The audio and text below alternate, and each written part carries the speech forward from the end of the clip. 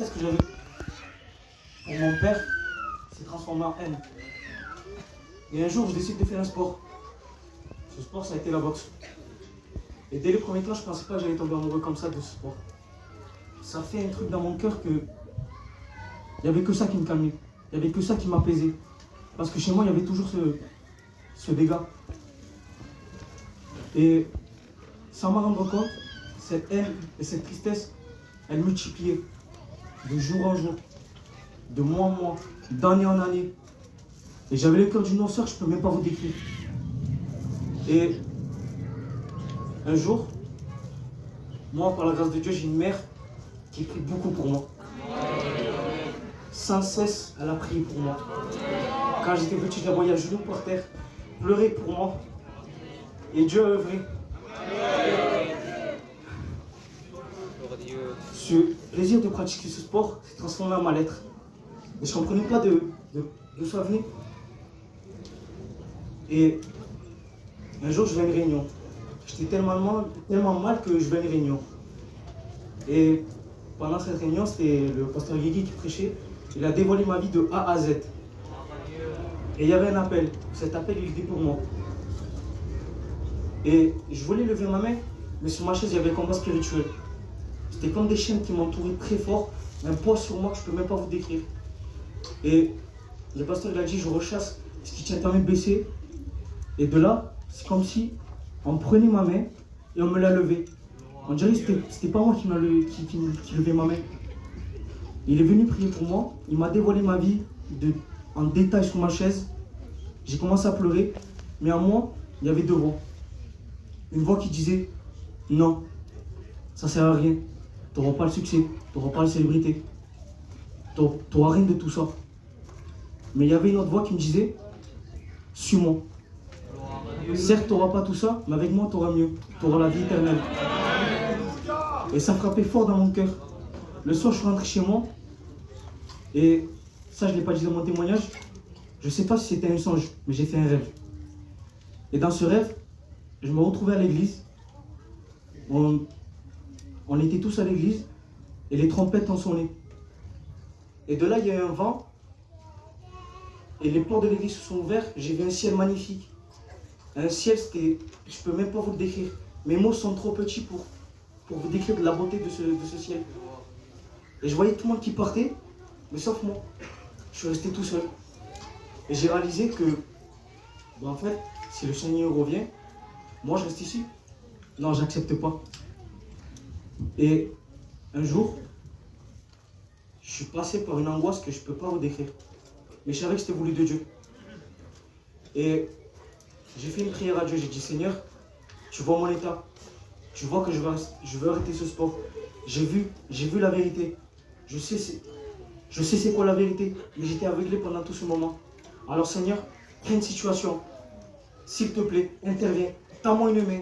J'ai besoin de toi. Sors-moi de là. Je ne peux pas le faire de moi-même. Mais toi, je sais que tu peux intervenir. Alors Seigneur, même s'il faut, mets-moi une maladie. Je ne veux pas que ça vienne de moi. Je veux que ça vienne de toi. J'ai fait cette prière sans savoir qu'il allait répondre. Une semaine après, je vais à mon entraînement. Et une fatigue en moi, pas normale. Je ne peux pas vous décrire la fatigue. J'étais presque à faire un malaise. Et ça que je ne savais pas, c'est que j'ai raconté ça à ma mère. Ma mère, elle est allée au docteur avant moi. On m'a fait une prise de sang avant ça. Les analyses sont tombées. Ma mère avait la feuille avant moi. Elle m'a dit, viens voir le docteur. Moi, j'y allais jamais. Et je me suis dit, si elle insiste tant, c'est qu'il y a quelque chose de gros. On va là-bas et il nous fait voir les analyses. Manque de fer, manque de vitamine B, D, C, une anomalie au cœur.